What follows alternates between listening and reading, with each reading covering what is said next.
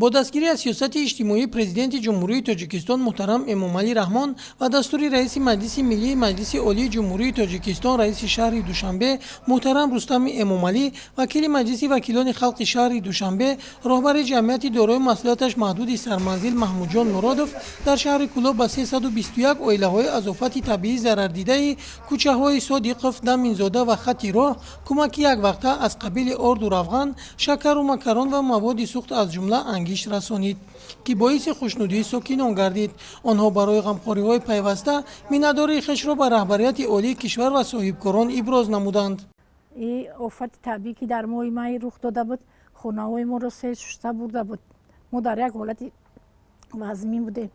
از غمخوری دستگیری‌های جناب عالی در مدت کوتاه در یک مبهم خانه‌های با تمام شرایط مهیا، با خوراکه، با پوشاکه، با همه شرایط ما را مهیا کردن.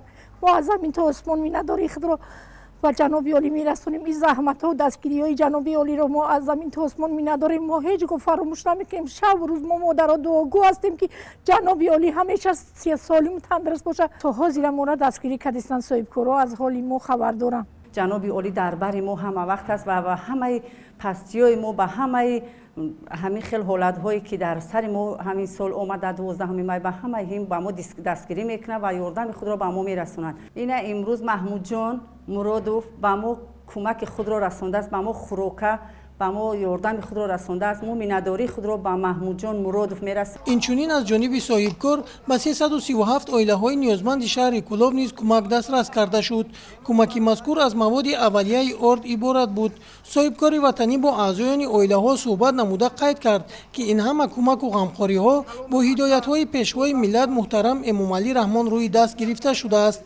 سرور دولت هیچگاه عائله‌های نیازمند، یتیمان و بی‌پرستاران و معیوبان را از مد نظر خویش دور نمی‌ماند و برای بهتر گردیدن سطح زندگی آنها کوشش به خرج می‌دهد. صاحبکار وطنی به کودکان عائله‌های مذکور تحفه‌ها و شیرینی‌های گوناگون تقدیم کرد که باعث شادی و خرسندی آنها گردید.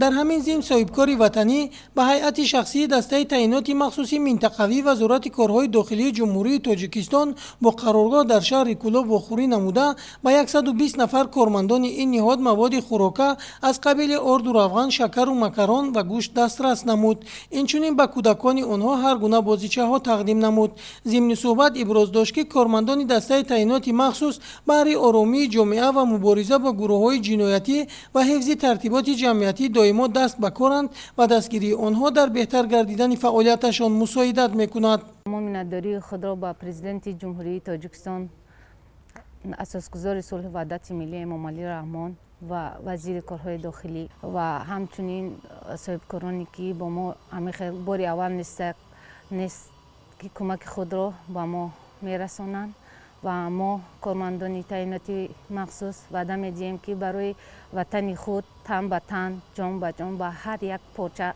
زمین وطن و برای هر یک قطره آب وطن جان‌ساری میکنیم، آماده ایم.